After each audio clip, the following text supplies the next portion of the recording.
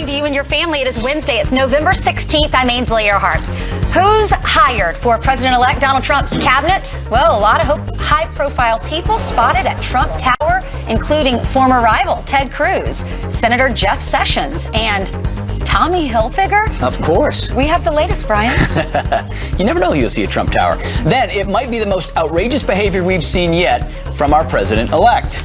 Trump, full screen, Trump leaves behind the press for a steak dinner, showing a lack of transparency. You mean he ate? Oh my goodness, over at NBC. And that's actually news for them this morning. And for all those people crying about the results of the election, one state lawmaker has a message for you. You've got a right to be a brat. You've got a right to protest. That's constitutionally protected. But you do not have a right to throw a temper tantrum on Interstate 80 and put my constituents' lives in danger. Really? Every single college student, please pay attention to him. That man behind the Suck It Up Buttercup, Bill, here live. Suck it up, Buttercup. I love that. Can I finish, please? No. Right, thank you. I said no. Oh. All right, let Ainsley say it. Go ahead. Get dressed. Mornings are better with Ainsley.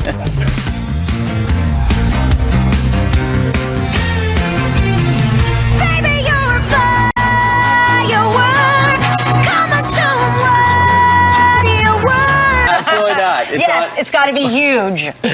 All right, Pete's got discretionary spending, so he'll take care of it. That's exactly right. I've got it covered. All right, let's get straight to our top story this morning. Who will Donald Trump hire? President-elect Donald Trump holding intense interviews for his cabinet. And this morning, we're learning the brand new big name spotted at Trump Tower. You got Garrett Tenney live in Washington, D.C. with the latest of the list because they're coming from Washington and going to New York.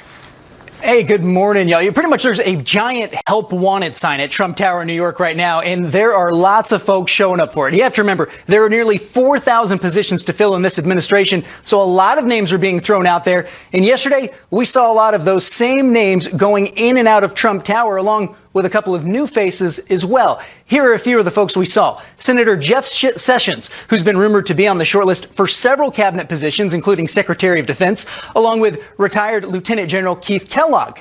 Florida Attorney General Pam Bondi was also seen coming in and out. She's been talked about as a potential nominee candidate for Attorney General. PayPal co-founder Peter Thiel. Donald Trump Jr. was also seen, along with Mr. Trump's ex-wife, Marla Maples, and Tommy Hilfiger, though we should note he has an office in the building, so it's not clear if he was there to actually meet with the Trumps. One of the more surprising faces we saw, though, was former Trump rival Texas Senator Ted Cruz. He is now rumored as a potential pick for Attorney General. Now, Cruz wouldn't comment on that, but he did say he looks forward to working with Mr. Trump on his agenda. Now, as speculation runs rampant, Mr. Trump weighed in last night on Twitter to make it clear he's the one in charge, saying, very organized process taking place as I decide on cabinet and many other positions. I am the only one who knows who the finalists are. And throughout the campaign, we've heard Mr. Trump promise to drain the swamp. Well, last night we learned his transition team is making good on that promise and is now removing all lobbyists from its transition team efforts. Back to y'all. Yeah, that's thank you very much. Good job, Garrett. That's real. I think that's pretty important. The one thing about the Trump team, they adjust. They did not look good to have lobbyists on the transition team, and it was rumored that Governor Christie is the one who did it. So Vice President Pence, elect President, takes over, says, "Oh yeah, the lobbyists, you're going to have to leave." Yeah, well, that was a promise that they made, and he also made a decision. It wasn't going the way he wanted with Chris Christie, so we're going to adjust fire and go with Mike Pence. But the New York Times, as they always do, of course, this morning's headline, I don't know if we can zoom in on it, says firings and discord put Trump transition team in a state of utter and complete disarray. I guess that fair and balanced coverage they were going to shoot for, based on that mea culpa, hasn't quite gotten there. I mean, disarray, the loaded language on the cover, when in reality, hey, they're organizing a government. They didn't expect to win, and Donald Trump's in charge. He's going to make these calls. There's no reason to believe it's in disarray at all. I just want to know where Tommy Hilfiger was going. Was he going to his office or the 65th floor, which is where Trump lives? If you want to buy stuff right in the lobby, you can buy ties and shirts and ascots. Hats. Maybe, and Tommy Hilfiger, maybe just looking to make a few purchases right in Trump Tower. A few things. Some of the rumors that are out there. Number one, bit of a surprise. Ben Carson said, I'm not really going to run anything. I don't want to be part of the cabinet. I've never done that before. I'm a little surprised he feels that way, but he was running for president for a year. The other thing, Jeff Miller possibly running up the VA. Mm-hmm. He's somebody in Congress holding them accountable. Very curious. I know you're quoted in the New York Times article, Pete. Yeah. To see if he would be a good choice. Well, he's led the charge on VA reform on Capitol Hill. You're going to need somebody who's willing to fight if you want to fix that department. So, yeah, a lot of names bubbling to the surface and decisions to be made. Well, This really cracked me up this morning. NBC News, this is the headline. As Trump leaves press behind for steak dinner, incoming administration already showing lack of transparency. In the article, there's the headline. In the article, they're really upset because Trump didn't invite the press to go eat dinner with his family at the 21 Club. Yeah, last night he decides, I'm going to have dinner. I'm a member of the 21 Club. I'm going to have a steak dinner. I'm elected So he went president out of the the United back States. door of Trump Tower. Yeah, takes a motorcade over there. There's a video, actually. I don't know if we've got it, if we can play it over, but he's greeted by cheering in the crowd there. And you know, here's a guy who has lived in New York City, member of that club, wants to go have dinner. And the press are apoplectic. You don't have to be a member. Anyone can go. Okay, anyone can go. Yeah, it's a very expensive cheeseburger. In that that's true. It is actually. I've been there. In the article, NBC says, and I quote, "With his Tuesday night actions, the Trump administration is shaping up to be the least accessible to the public and press in modern history." Here we are, a week into president-elect, and they're the least transparent in modern history because he went If there's anyone who's transparent, you can accuse him of a lot of things, but he is extremely transparent. Yeah. Remember Hillary Clinton, how long did it? She went like 200 days, 200 plus days without a press conference. She probably, if she went to the 21 Club, I guess the point was she would have tweeted or texted somebody. Right. But he didn't. But of course, the 21 Club's a legendary club, and it's got things hanging from the ceiling and from the walls. A lot of people go there if they have extra So you're money. the CEO of a company, apparently like Coca-Cola, the CEO of the company would eat there and then leave like one of the Coke trucks or the Hess truck is hanging from the ceiling. It's such a cool experience. It's expensive, but it's a great experience. Yeah, absolutely. And again, Donald Trump probably can afford it because he's turning down the salary of $400,000. Hey, let's talk about the Democrats down in Capitol Hill yesterday. One of the stories, there was not a lot of anxiety there, no doubt about it. Speaker's going to be Paul Ryan. The leadership returns, but on the left, a stunning development. Yeah. The Democrats said, "Wait a second, why are we putting leadership back in place? We lost the House, we lost the Senate, we lost some seats, we lost the White House, and we don't even have a clear vision." Nancy Pelosi, expecting to be the minority leader, got a rude awakening. You will wait, Nancy. That's exactly right. Democratic Congressman Ruben Gallego had this to say about why he believed they need to delay the vote. We don't want to rush a vote to leadership for them to think that everything is business as usual. Everything's not good. Business as usual is no longer going to work. And if we have the same leadership, as long as they understand what the purpose of their leadership is and where it's coming from and what it's supposed to do, I think a lot of us will feel more comfortable. So the gentleman speaking there is Ruben Gallego, Iraq vet from Arizona. Right next to him is Seth Moulton, a congressman from Massachusetts, another Iraq vet. Young guys who probably saying, hey, it's been Nancy Pelosi for over a decade here. She's clearly an ATM machine for the left. She knows how to raise money. But if she's not effective and we're losing elections, then why would we just double down on that? So they got problems inside the Democratic caucus on Well, Capitol it's definitely, they've made it clear this is a move because they're very concerned about the direction of the party and they want to make some changes. And when you saw, so on the House side, they want to make some changes because Nancy Pelosi, even though she says some things outright, immediately say, I'll work with Donald Trump if it's indeed possible, nothing ever gets done. No. And the Democrats realize they are paying the price. They think Republicans are, but if you look at the seats on both sides, they are paying the price. Very curious to see if their leader, Keith Ellison, gets the nod as the next DNC head. What's so interesting is they were all saying Donald Trump's not going to win. We need the establishment. Hillary Clinton has the experience. Now the Democratic Party is doing exactly what the Republicans did. They're draining the swamp. If she doesn't, they've delayed the vote. They're not going to make a decision yet until after Thanksgiving. If they decide that Nancy Pelosi shouldn't be the leader anymore and they put someone who's younger and doesn't have as much experience in office, I think it proves they're draining the swamp too. Oh, yeah. They're having the crisis that they thought Republicans were going to have. Right. Instead, Paul Ryan, McCarthy, everyone there was unanimously Good elected. for them. They're without listening conflict. to the American people. Yeah. All right, we'll see what gets done first. Meanwhile, this alert. We have some headlines for you. We're going to start with a Fox News alert. The Department of Homeland Security and FBI issuing a brand new terror warning for the holiday season. Officials say the coming weeks could give terrorists opportunities to strike public events with large crowds. Right now, there are no specific credible threats, so you don't have to be so concerned. Just be vigilant. The warning comes after an ISIS magazine encountered encouraged followers of ISIS to attack using a photo of the Macy's Thanksgiving Day Parade, encouraging lone wolves to drive vehicles into crowds like this summer's deadly attack we saw in France.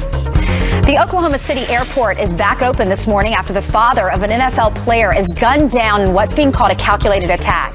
Police say that Michael Winchester, a Southwest employee, was shot in a parking lot at Will Rogers Airport. The airport was immediately put on lockdown. The suspect shot himself dead in the airport parking lot, and police found him after hours of combing the area. The victim's son is James Winchester. There he is. He's a long snapper for the Kansas City Chiefs.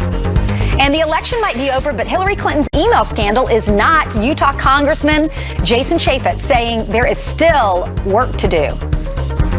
We got to get to the truth. It was never about the political targeting of Hillary Clinton, but she did create one of the biggest security breaches in the history of the State Department. So we have tens of thousands of documents we still haven't seen. Hillary Clinton is blaming her loss on the FBI director, James Comey, who reopened the case just 11 days before the election. And tens of thousands of students are planning to walk out of class today in protest. They're protesting President-elect Donald Trump. The movement is known as #SanctuaryCampus. It's planned for at least 45 colleges and universities nationwide. Students intend to form human walls symbolizing protection for minorities and illegal immigrants against Mr. Trump's deportation threats. And those are your headlines. There we go. Suck it up, Buttercup. We're going to talk to him later on. A member who's proposing some legislation that would push back on some of that stuff. All right, the president-elect plans to keep some parts of Obamacare in place.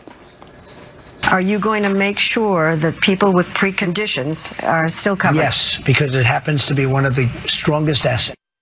But can we actually afford to do that? Our next guest is a congressman, veteran, and a doctor, and he's here live to comment on it. All right, and restaurants around the country kick tobacco smokers to the curb, but marijuana, come on in, bring your own bong.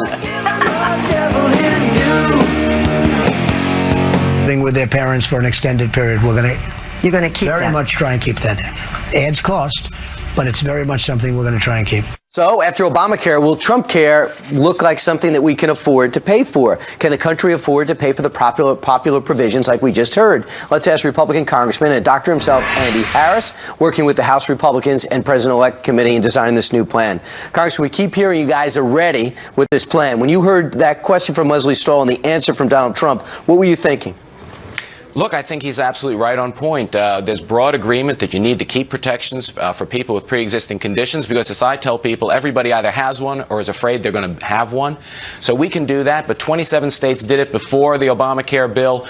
We can incentivize states to create these high-risk pools, get people with pre-existing conditions into them, and then allow them to make those insurance provisions portable to other companies in the future. Other companies, and make, when you say portability, you also mean portability to other states, right?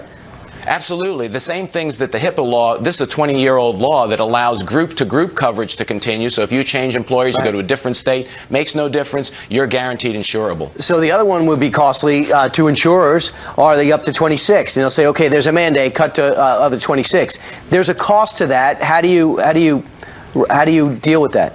Well, under the Affordable Care Act, those insurers are allowed to charge for those children. It's not free on the policy. So there really is no additional cost to the government because those insurance companies are allowed to charge, but they just allow those children to have access to the policy. One thing we saw is a 3-year run on Obamacare. What everyone thought would work, what everyone thought wouldn't work. We see premium increases in Arizona 116%, Pennsylvania 53%, North Carolina 40%, Iowa 25%. What did you learn as a physician, now a lawmaker, from watching Obamacare implode that you can apply right now? Well, the one thing is, the reason why it failed is it had the individual mandate, and then when it required young, healthy people to pay exorbitant premiums to go into these plans to subsidize people with pre-existing conditions. You can't do that. You can't distribute that cost among a very small exchange group. You actually have to distribute it among a much wider group, and that's the way to make it work. Obamacare never did that and was doomed to failure. All right, so are we looking at, hey, Donald Trump, congratulations, you're president. The next day, you're going to have this replace plan ready to go? Well, it depends. If the Democrats are willing to work with us and do it with, outside the framework of Obamacare, we could have it ready to go immediately. If we have to build it into Obamacare and somehow, repeal parts of it but not other parts, it's a messy bill that has a lot of moving parts to it. It would be much easier if we just repealed the whole thing and then reestablish the high-risk, the coverage for high-risk people, and then the coverage up to age 26. And of course, Congressman, you're worried about the Senate where they need 60 votes to rip it out. Congressman Andy Harris, thanks so much. My pleasure. All right, coming up straight ahead. For all the people crying over the results of the election, our next guest has a great message, I think. Anyway, suck it up, Buttercup. It's a great song and a wonderful phrase. And we asked people in battleground states who they were voting for. Now we want to know, are they happy with the results? Abby, You don't have a constitutional right to impede on the constitutional rights of others. And when you're blocking the interstate, when you're falsely imprisoning my constituents and putting their lives in danger, I have a big problem with that. So I'm proposing to increase the penalties and giving law enforcement more tools to prevent that that from happening in the future. Well, this is something happening in Iowa. Those same kind of protests happen in my home state of Minnesota. And you wonder why more isn't being done from the federal government and others to make sure that lawlessness doesn't rule the day. We heard about another campus today. Rutgers University wants to declare itself a sanctuary campus. We've heard other campuses mentioning this. What would you do in Iowa or elsewhere if universities want to declare themselves sanctuary campuses? Well, I mean, it would depend on what sanctuary campus means. If it means peaceful protesting and it means doing it on your own time, I don't have a problem with that. But missing class and causing mass exams to be able to be pushed back. It means the illegal immigration piece. It's sort of like a sanctuary city. They want to have a sanctuary campus as well. Well, of course, that's absurd, and police and ICE and law enforcement and immigration officials would have to step in. I mean, we cannot have lawlessness. This is the ultimate irony that you had all these predictions of a Donald Trump presidency being anarchy and a Donald Trump presidency, being all this lawlessness. And here you have it. The very folks that claimed that was going to be the case for him are actually being the ones that are the inspiration for the case. So, no, you cannot have sanctuary campuses harboring illegal immigrants. That's just absurd. Well, Bobby, thank you very much for joining us this morning. Good luck with the bill. I think you may have triggered some kids across the country who are watching this. They may need to retreat to a safe zone and go cry. But you would say suck it up, Buttercup, and good luck with your bill. I appreciate it. Thanks a lot. All right. Well, Donald Trump said the election would play out just like Brexit. He was right. But did you know part of the Brexit plan was draining the swamp in the UK as well? Steve Hilton here to explain the obstacles no one saw coming there that could happen here. And no one thought Donald Trump would win the state of Pennsylvania. There she is serving coffee. Then he did. Abby is live talking to voters, talking to the people on the ground at a diner in Scranton. Good morning, Abby. Good morning, Pete. Yeah, to understand how Mr. Trump won, you've got to come down to Pennsylvania. I'm in Scranton, a part of a county that's gone Democrat for over 30 years, talking to Democrats about what made them change their vote to Mr. Trump. Good morning, sir. You want some coffee? Yes, please. Sure thing. We're having some great conversation. I'm going to be here all morning long. So they're putting me to work already this morning. You know how they do it. So we're going to be talking politics, drinking some coffee. Before I let you go, a big happy birthday to Maggie Gyllenhaal. She's 39 years old today. We all know her from The Dark Knight. Happy birthday, Maggie. Come back.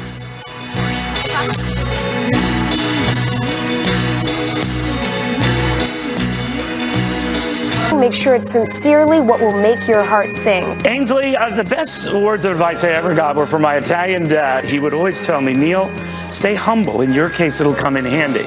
Stay grounded, stay real. Practice makes perfect. Whether it was baseball season and playing catch in the alleyway by my house, or whether it was taking notes and creating index cards because we were studying, my parents really emphasized that you're never too good for practice. And it's something that I still use to this day. In fact, I practice this. Best advice I got from my dad was when I was little, and he said, if you want to be in a better mood, act like you are. And I remember thinking that's the phoniest thing I can ever remember hearing. And as I aged, I realized it's totally true. So I would tell your kids, be falsely cheery, and one day you'll wake up and actually be in a good mood. The best advice my parents ever gave me is don't give anybody any advice. My parents told me don't lie, cheat, or steal. Everything else is fair game. Be cool, stay in school, get an education. It really worked for me. To read, don't need your Waze app. You know your way as Sarah, I do, South because that's where I grew up. And if you haven't been there already, AinsleyEarhartBooks.com. Thank you. Thank you It's so my much. homepage And send us your best advice from your parents, and we'll read some of those. All right, meanwhile, let's go to the Frogcaster. I love it. Best advice my dad ever gave me was do what you most love, and it won't feel like a job. Here's hoping it's weather. Be yourself as well, and dress warmly. That's the advice that I give people, because you know what? We have a big winter storm that is moving into the Northwest. That's going to be our big weather maker for much of the work week and into the weekend. Let's take a look at the maps first of all, because we've had above average temperatures for much of the U.S. 43 in Kansas City, 55 in Dallas, but we're going to set some records again today. 47 in New York. Changes are coming across the Northwest. So there's our big storm system, or at least one of them, creeping into the Rockies, then the Northern Plains, then the Upper Midwest. I warned Pete that we have blizzard watches already in effect for parts of Minnesota and the Dakotas. So there's your travel forecast. The Northwest, our eyes on you, but watch this, guys, as we get into the next couple of days. A foot or more of snow, our first big winter storm of the season on the way. And I'm so happy to report it here on Fox and Friends. That's really great. Oh, I am duly warned. Thank you very much. Duly warned, my friend. The shovel is coming out. All right. Nicely done. done. That was so pretty. Great job. Thank you, Janice. Frozen eyebrow season is straight ahead. Meanwhile, it's one of those swing states that sealed Donald Trump's improbable White House victory. A Republican candidate winning Pennsylvania for the first time in nearly 30 years. That's right. So what are those voters thinking a full week later? Let's ask Abby Huntsman. She's talking to them live at the Viewmont Diner in Scranton. Good morning, Abby. Hey, Abby. Good morning, you guys. Yeah, as you mentioned, there's a lot of history to Scranton, Pennsylvania. For one, Hillary Clinton's dad was born here. He was buried here. Joe Biden was also born in Scranton, Pennsylvania. It has gone Democrat for over 30 years now. Just to give you a sense, Mitt Romney lost 4 years ago by, 27 points. This time around, though, Mr. Trump lost by just 3 points. The big question is, why did so many Democrats turn to vote for President-elect Trump? And that's what we're talking about this morning. I'm here with Bob. I'm here with Frank. Truck drivers their whole life. Bob, let's start with you. You voted for Mr. Trump, and you say it's all about cleaning house. You have the house clean, Washington. We need to go back to basics. You need a leader. That's why we have Donald Trump in there now. What we had in the past were not leaders. They were just takers, and they used the American people to their own benefits. They played games. What we have now is a leader who's done playing games. He knows how to make a buck, and he knows how to save a buck. And that's the big difference. That's why I took my tractor trailers, put his name on them, put Hillary's name on hers. The truth is out there. To me, a picture speaks 1,000 words. And what we're trying to do is get to the American people.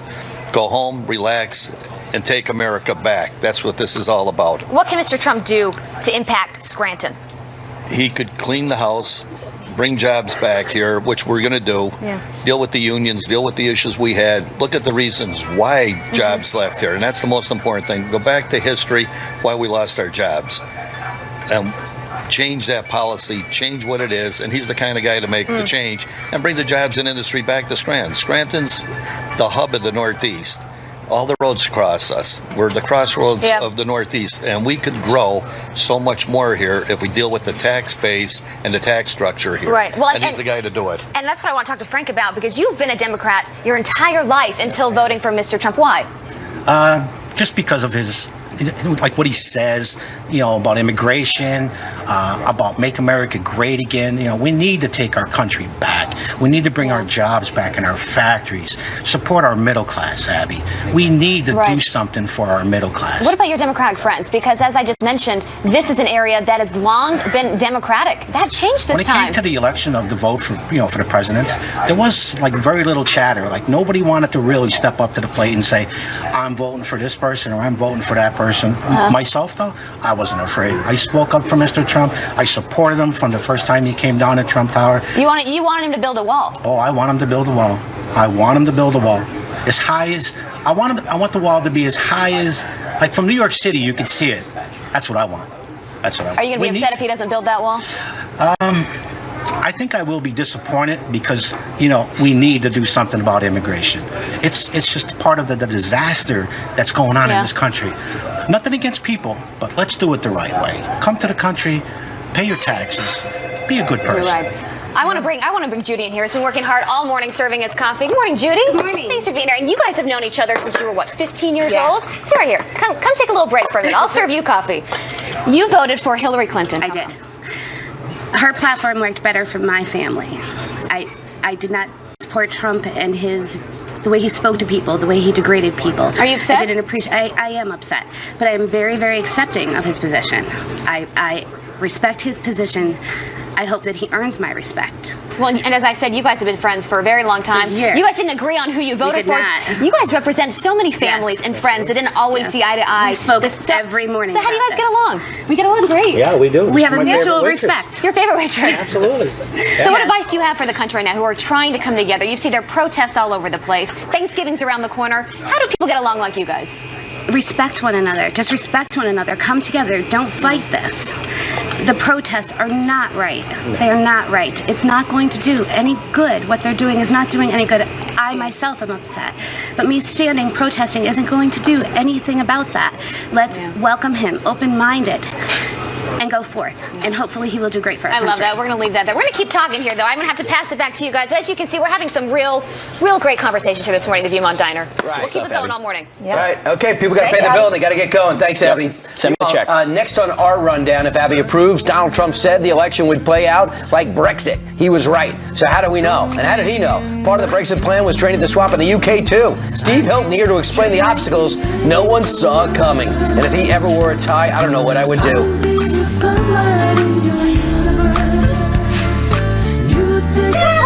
I never want to miss these moments due to my pain. I live for this. Arthritis used to get in the way, but now with Blue Emu Maximum Arthritis Cream, I'll never miss another hug. Blue Emu Maximum Arthritis Cream. Beat the pain and enjoy life. When every ingredient counts, count on Bush's chili beans. Simmered. What should be first? How does he take action and quiet the critics? Number one has got to be the economy. You saw it with the folks that Abby was talking to there in Scranton. He's got to get the economy moving, bring back jobs, raise incomes. I thought that was the heart of why people put their faith in him, and he's got to show that he really can deliver on that promise. That's got to be number one.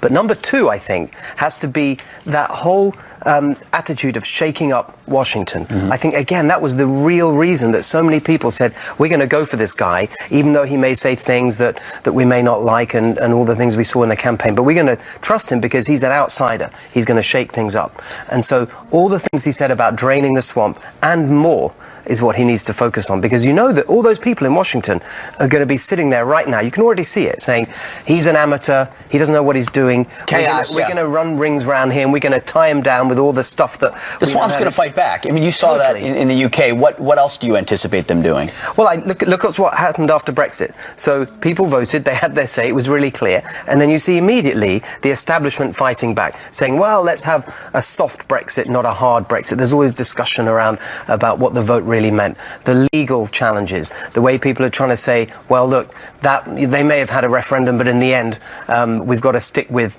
the establishment view, and he's going to get all of that and more, because the change that he promised was bigger. And so I think that he's got to really take on DC and show that when he said he was going to be the big outsider disruptor who's going to change the way business is done, he really meant it. Yeah, Steve, he has a huge responsibility. We'll be following it. Thank you so much. Steve Hilton, great job. It's going to be interesting to see if he actually sleeps at Trump Tower and commutes to Washington like he was talking about doing. Oh, man. That'll be incredible. Thanks, Steve Hilton. Great job. Thank you, Steve. The mayors of major American cities vowing to defy President-elect Donald Trump on immigration. To be clear about what Chicago is, it always will be a sanctuary city. Well, how does the mother of someone killed by an illegal immigrant feel about that? Sergeant Brandon Mendoza's mother, you know her, you've seen her, she's been on Fox, we love her. Her name is Mary Ann, she is here next. These are the eyes of 3 generations of experience and more than a little well-earned wisdom. We're Interim Healthcare, and we've been helping to find out what is your message to them. These mayors are speaking out and allowing these illegal aliens to assume that they have the same rights as legal immigrants in our country. The Chicago mayor stated, that Chicago was founded on immigrants, and that's a true statement. But what most of them are failing to project out there and let these people know is, if you're an illegal alien in our country committing crimes, you don't have the same rights as a legal immigrant who has gone through the process of becoming an American citizen, time, money spent doing it. And these legal immigrants can be deported for a lot of the crimes that these illegal immigrants are committing, and our elected officials in some of these cities and towns are protecting them for. If Donald Trump's policies were in place, the guy who killed your son, would he be here in the U.S.? No, he would not. Why do you say that? He committed fraud, he committed burglary, he assaulted a police officer. Those are crimes that should warrant a person to be deported from our country. There's so many things that, rapes, murders, all of these things. And these elected officials, for the life of me, I don't understand why the residents in these cities don't understand that they're protecting them. They commit crimes. They don't get a hold of our federal officials to come and get them and deport them. It's federal immigration laws. And, where do you draw the line of what's right and what's wrong in this country? When is it going to be important to our politicians that Americans come first? And there's so many things that are protecting illegal aliens in our country. The list just goes on and on and on. Taxpayer money that provides them the benefits that they come here, to get for free: welfare, food stamps, education, healthcare.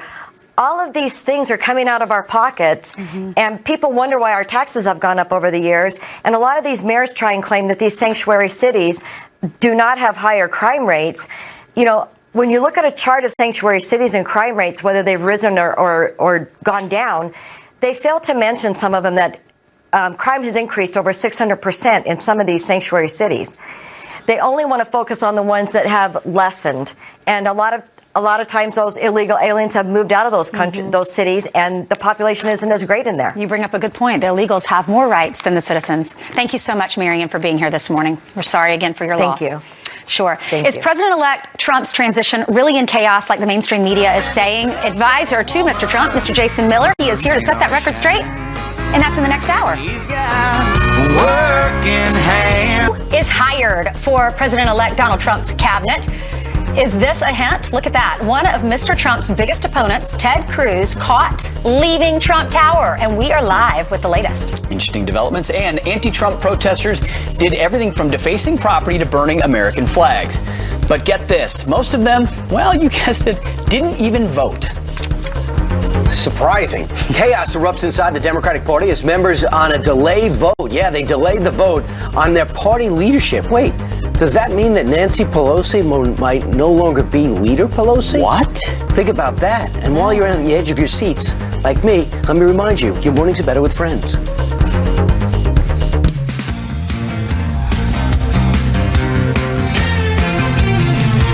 The little song I wrote, you might want to sing it note for note. Don't worry.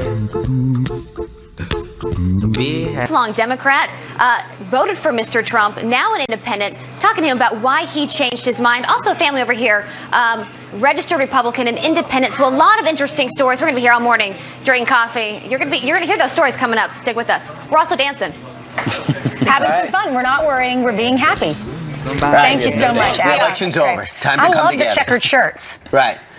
You wear checkered shirts sometimes. I'm sure you do too. I do all the time. Love them. Right. I mean, Abby can dress up, and she can dress like the people. That's what I'm getting. That's right. She is the people. All right. Now, what's the breaking news? Our top story this morning: who is Donald Trump going to hire? President-elect Trump holding intense interviews for his cabinet now. Yep. And this morning we are learning about brand new big names spotted at Trump Tower. That's right. Are they just there for the sights, or do they want a job? You never know. You know who does know? Garrett Tenney's live in Washington, D.C. with the who's who on the list. Good morning, Garrett. Good morning, Pete Ainsley and Brian. We've seen a lot of familiar faces coming in and out of Trump Tower over the last couple of days, but there have been a few surprises as well, including yesterday's visit by Texas Senator Ted Cruz. You'll remember Cruz was a bitter rival of Mr. Trump throughout the primaries, even calling him a sniveling coward at one time. Despite that, he's now rumored to be among those being considered for Attorney General. Following their meeting, Cruz would only say that he looks forward to working with Mr. Trump to advance conservative principles.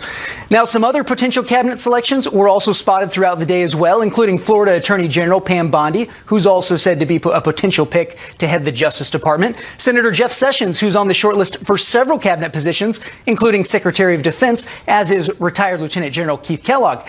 PayPal co-founder Peter Thiel also stopped by for some meetings with the transition team, along with Donald Trump Jr. and Mr. Trump's ex-wife, Marla Maples. Tommy Hilfiger was also spotted entering the building, though he does have an office there, so it's not clear if he was actually there for meetings with the transition team. Now, as speculation runs rampant, Mr. Trump weighed in last night on Twitter to respond to reports of infighting among his transition team and to make it clear he's in charge, saying, "Very organized process taking place as I decide on cabinet and many other positions. I am the only one who knows who the finalists are." It is notable, though, that Vice President-elect Mike Pence is quickly having an impact on this transition effort. Throughout the campaign, we heard Mr. Trump promise to drain the swamp. Well, last night we learned his transition team is now removing all lobbyists from that transition effort. Brian, Ainsley, Pete? Thanks, Garrett. And that should show. Thank you very much, Garrett. I know with Leslie Stahl, he said, with that question about lobbyists on his transition team, says right now that's the only people there. We took lobbyists because they know their way around. He obviously changed his mind, and it has a lot to do with Mike Pence taking over. He went in there and said, guys, you're out of here. And there's also rumors that anybody associated with Chris Christie was also told to hit the road, including Mike Rogers. There were also rumors that he was trying to get security clearance for his children so they would have access to emails and he would be able to talk about, secretive stuff with his kids, but he just tweeted out, he said this just happened a few minutes ago. I'm not trying to get top-level security clearance for my children. This was a typically false news story. Well, and there he does, lays it out, goes over the top of the media. He's battled the media from the beginning. The New York Times has said it supposedly is going to take a hard look at their coverage and do things differently. But as it pertains to the transition, look at the headline just today in the New York Times.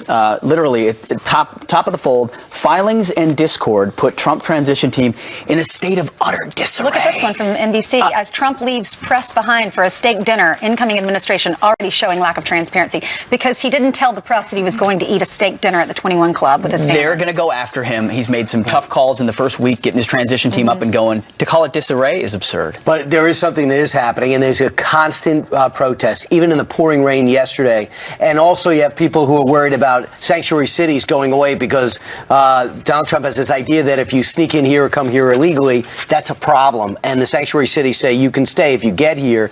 One of those places that illegals can go and feel safe, perhaps, might just be colleges across the country, including one in California. Well, Stanford, it's a very liberal school, and that area, that whole state, went blue. But there are 500 students and faculty and staff members at Stanford in California that are protesting the policies of Donald Trump, so they're staging a walkout. They're staging a walkout, and in Rutgers today, so on the East Coast, this is a bi-coastal thing here. They're staging they're pushing for a sanctuary campus. So you've got walkouts, sanctuary campuses. We asked earlier on the chairman of the Iowa House Oversight Committee. His name is Bobby Kaufman. He's got an interesting bill in Iowa. This is what he had to say earlier to address it. Reports of rooms where you could play with Play-Doh and you could color on books and talk about your feelings.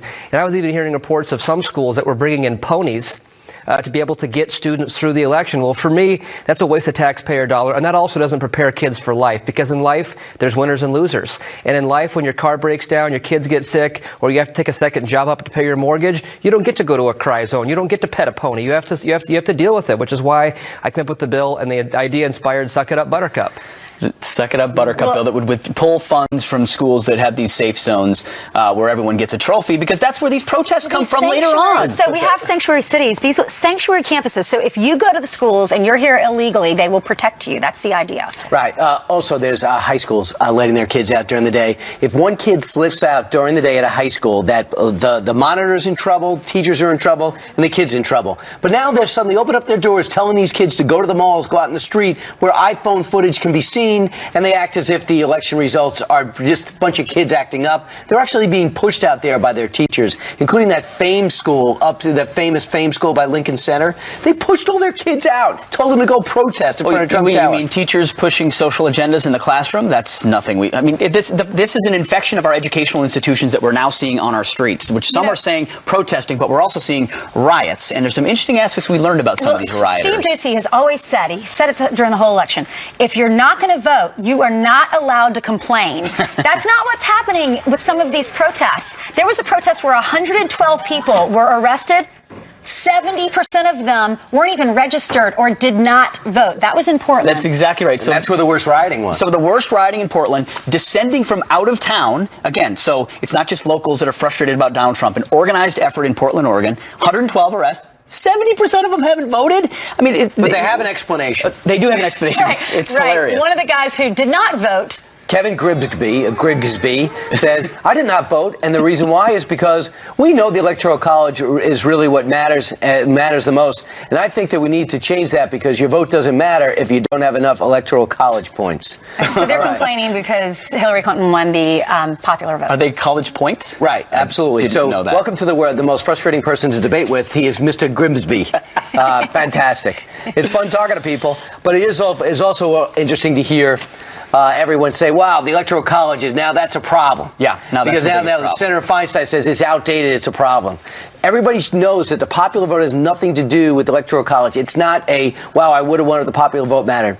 That's like saying total yards the size of a football game, total hits the size of a baseball game. You have a totally different strategy if it's one person, one vote in popularity. That's exactly right. You've written about the founders. There's a reason they did this. Direct democracy they had seen fail elsewhere in the world at other times. So they said, we're going to do the Electoral College. And guess what? The left was just fine with the Electoral College when it was stacked at 248 votes for Hillary Clinton for sure. She just had to get to 270. Turns out she couldn't do it. Well, for everyone who's upset, you can Go to the polls in 4 more years. You know, you're not going to win every election. All right, let's hand it over to Heather Childers. Who has You some really better didn't feel reports. better with that. Sorry. Wow, you really have a way of picking up their moods. All right, we are following some other news stories for you this morning. We begin with this: nearly 10,000 violent rioters flooding the streets of Greece, causing absolute chaos on President Obama's final world tour. The angry left-wing mob making it within miles of the U.S. Embassy, armed with gas masks, wooden clubs, and Molotov cocktails, some even burning American flags. Residents of the debt-criddled country blaming the U.S. for economic downfall, rising tensions among neighboring countries.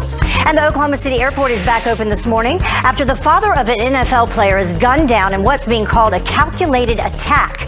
Police say that Michael Winchester, a Southwest employee, was shot in a parking lot at Will Rogers Airport. The airport immediately put on lockdown. The suspect shot himself dead in the airport parking lot. Police found him after hours of combing the area. He has been identified for you this morning. His name is Lloyd Bowie. Now, this is the victim's son. He is James Winchester. He's a long snapper for the Kansas City Chiefs. And the Democrats are facing another crisis in the wake of Hillary Clinton's defeat. The House leadership vote now delayed until November 30th, which means bad news for Minority Leader Nancy Pelosi.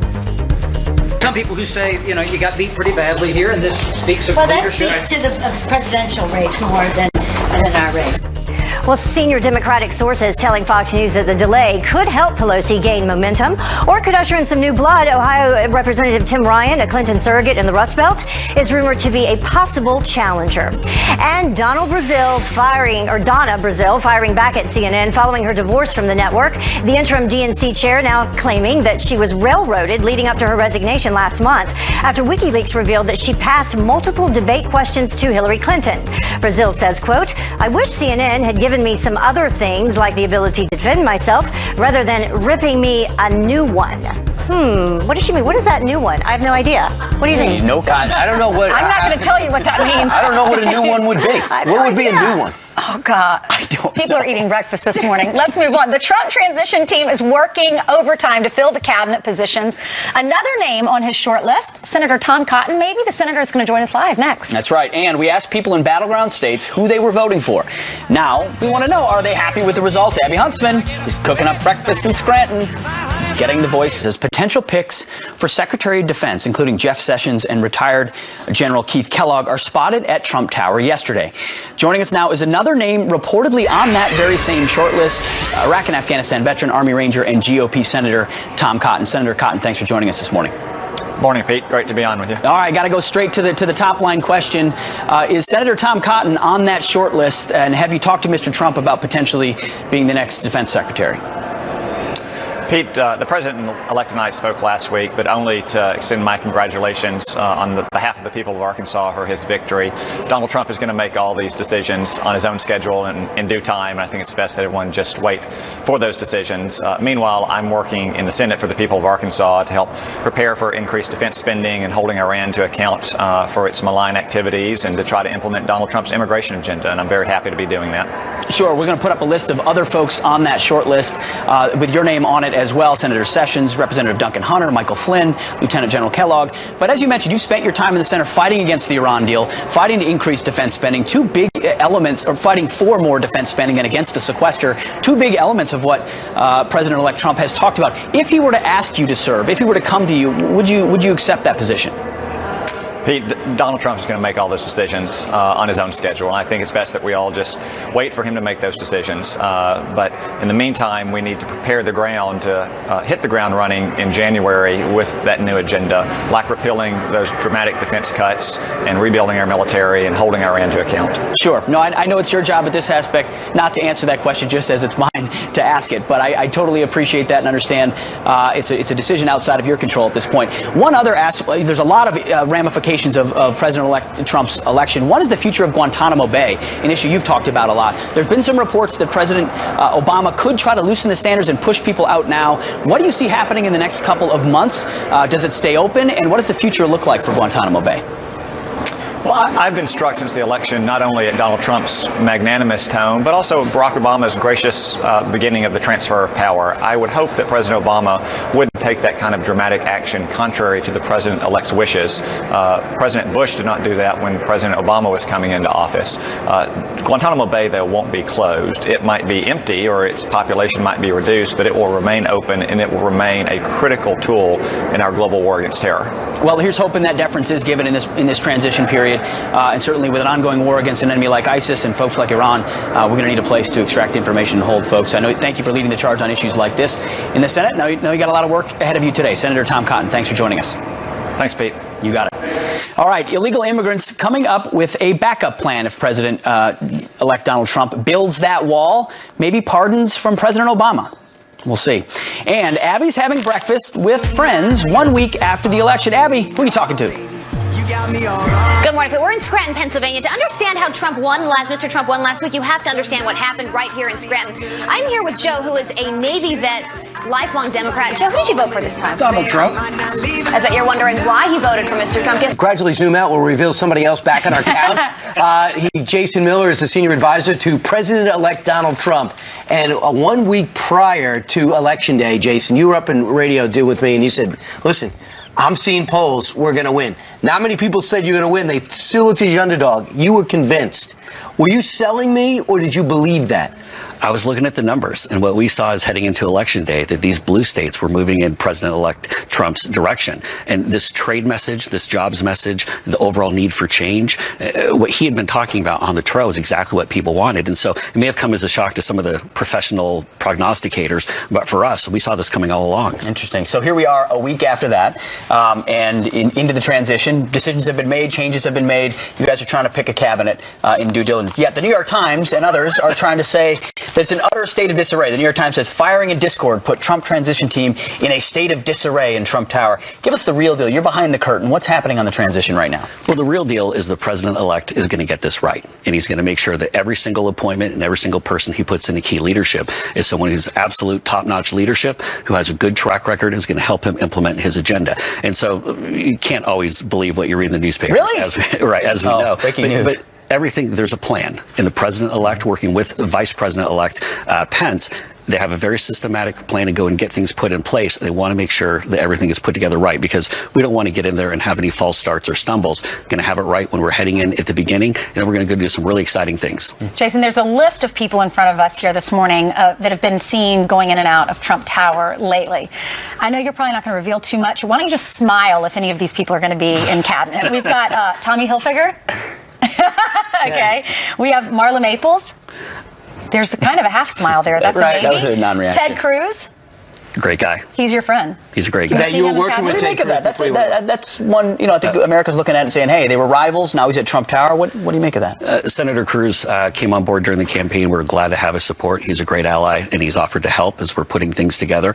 And I think he's someone that I think could be a big asset going down the road. Would you say that more Supreme Court Justice or Attorney General? I mean, he's no stranger to the Supreme Court. He's argued many cases there. Would you say that there will be offers to him and see what he's interested in? Was it more of a feeling out process, or was it like, Ted, I have a job for you in mind. If you're interested, come, and he came? Well, the thing to keep in mind is that the president-elect is a very successful businessman. And one of the reasons why he's been so successful is he takes in a number of different opinions and puts together his thoughts for how he wants to do this. Senator Cruz is definitely someone who has some very good ideas for how to go and structure the government going forward, has some brilliant insight. And ultimately, though, the picks are going to come down to what the president-elect wants to do. How do you think it's going to roll out all at once? Because we had 2 Sunday and nothing since. Do you see 15 names at one time? Do you see one at a time? What's the strategy there? Well, I think the strategy, again, as I said, it's to get it right. I mean, ultimately, as they go through the list, we want to make sure that the people that are being put in place are going to be able to implement the president's agenda. And keep in mind, we want to come out of the gate strong. We want to repeal and replace Obamacare right out of the gate. We're going to come after the tax code and try to get some real reforms that are going to help grow jobs. And we have to secure the border. This is an absolute key priority. And so whoever being put into these positions have the same energy in the fire as the president-elect to go and get this done. Otherwise, they're not going to be considered. Sure, you've got to have unapologetic folks in all of these departments willing to make the same case he has and go at the swamp. Otherwise, the swamp will quickly absorb you. part of that swamp are executive orders that he's issued. And President Obama recently has said it's not going to be that easy. Donald Trump can't do as much as he thinks he can with executive orders. Is he standing firm on, hey, things like Obamacare and regulations on energy are going to be gone on day one? Well, so this is the great thing is that we have someone like Vice President-elect Pence working with this strong team, our transition team, to go and figure out the best legislative strategy. And you've seen some of these congressional leaders coming into the building and the President-elect meeting with some of these congressional leaders in Washington. They're already working on these plans. And so we're ready to hit the ground running on day one. And so some of those might be executive orders. Some of those might be legislation that they bring up right away. Some of them might be a little bit further down the road. But they're going to do everything he said on the campaign trail. Huge responsibility for Donald Trump because people have voted. And he has 4 years to change this country for the better, according to the people who voted for him. And the thing to keep in mind with all these people that he's putting in place is that he has the judgment to make sure that the right people are being put in. And I think the American people are going to be very proud with who he picks. I heard that picking the national security team are Pete Hoekstra, Frank Gaffney, Devin Nunes. Are they playing the key role for putting the security team together? There's a big, broad group, and I'd say the key leaders on it are Vice President-elect Pence, as well as our Executive Director, Rick Dearborn, for the transition team. And there are a number of other folks who are helping with it, but it's a big, broad group. Ultimately, it comes down to the President-elect. He'll be the one who ultimately makes all the decisions. You going to stay with the campaign? Whatever the President-elect asked me to do. Going to Washington, you would do it if asked. Whatever he asked me to do, I'm there to I think that's a Good yes. answer. Good answer. Thanks, Jason. Jason, thanks a All lot. right, Jason, congratulations. Yeah. Thank you. Congrats. Okay. All right, let's hand it over to our friend Heather Childers, who has some more headlines. Nice to be with you guys this morning. Nice to see you. Some stories that we've been following since Fox and Friends first this morning. They are in the country illegally, and now they're demanding President Obama issue as many as 750,000 pardons in a last-ditch effort to stop deportations. A massive rally is planned in New York City today over President-elect Donald Trump's immigration plan. Mr. Trump wants to cancel an Obama administration order that protects young undocumented adults, known as Dreamers, and grants them taxpayer benefits. And the election may be over, but Hillary Clinton's legal troubles are not. Utah Congressman Jason Chaffetz now vowing to keep her email probe open. We got to get to the truth. It was never about the political targeting of Hillary Clinton, but she did create one of the biggest security breaches in the history of the State Department. So we have tens of thousands of documents we still haven't seen. Clinton blames her loss on FBI Director James Comey, who reopened the case just 11 days before the election. And a warning from doctors this morning about the health of your children. Apparently, they're concerned that President-elect Trump might overturn Michelle Obama's school lunch guidelines and ruin all the progress that the country's made against the obesity epidemic.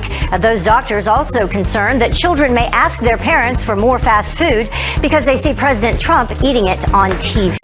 The government's current school lunch program has come under fire for years for not appearing as appetizing as advertised. So what do you think? Is it as appetizing? Kind of bland looking there. Italian dunkers and the things I loved in elementary school. Pizza I don't want a salad. Pizza? yeah. I think the salad looks really good. Get out of town. Thank you, Heather. Thank you, Heather. All right, I think Janice Dean is outside. Janice, what are we expecting today? We are expecting a big winter storm. Can you tell I'm excited? I really want to do my first snow angel of the year. Let's take a look at it. It's moving across the northern plains and then into the upper Midwest. It's just starting to get its act together, but this is going to be a big one. We have blizzard watches in effect for parts of Minnesota and the Dakotas. Pete, I hope your family is listening. There it is, winter storm advisories for millions of folks, and there is our blizzard watch that's in effect as this is going to affect the region Thursday and Friday. Up to a foot or more of snow and blizzard conditions. So there's the future radar as we get further out in time. Thursday, Friday, and then what's going to happen on the weekend? We actually could see some measurable snow across the Northeast. So will my wish come true that I can do a snow angel? Stay tuned. Stay tuned, Back we inside. will be. Okay. I have a feeling we're going to be doing a lot of those together. Over the next few months. You're a snow angel girl too? I love it. I knew I loved you for a reason. reason, Ainsley. Look out, though. I'm a snowball guy, so. All right, 19 minutes before the top of the hour. It's been on the GOP's go-to list and the to-do list for decades. But President-elect Donald Trump plans to tackle taxes in his first 100 days. Is it finally possible? The man leading that fight, the chairman of Ways and Means, Kevin Brady, joins us live. Also, he's going to be pushing forward the TPP. How will that go? And you've seen all the people crying over the results of this election, but one lawmaker has a message for them. Suck it up, Buttercup. In Washington, Congressman Kevin Brady of Texas. Chairman, first off, people are wondering, we hear this talk all the time about proposed plans. Are you guys ready? We will be ready. It is really exciting. We've got a president in Donald Trump who wants to fix this broken tax code, get the economy going. And so House Republicans, we've had a head start on this for many years. We're going to be ready to go. You're speaking in one voice, so without getting too caught up in it, unless you're an accountant, we could easily lose people. So in bullet form, tell us what's in your plan. Yeah, there is three. First, this is a tax code not designed to wring money from you, which is the one we have today. This beautiful Wednesday, it's November 16th. I'm Ainsley Earhart. Who is hired and who is fired? President-elect Donald Trump forming his cabinet now. A lot of high-profile people on the list, and some were spotted at Trump Tower, including former rival Ted Cruz, Senator Jeff Sessions, as well as Tommy Hilfiger. Okay. All right, then. It might be the most outrageous behavior we've seen yet from our president-elect. Quote, Trump leaves press behind for steak dinner, showing an utter lack of transparency. Well, that's what NBC has to say, and apparently to them, that's actually news. All right, while some were still crying over the election, college kids are walking out of class today, and some high school kids in protest of the president-elect's policies. But didn't a lot of these people not even vote?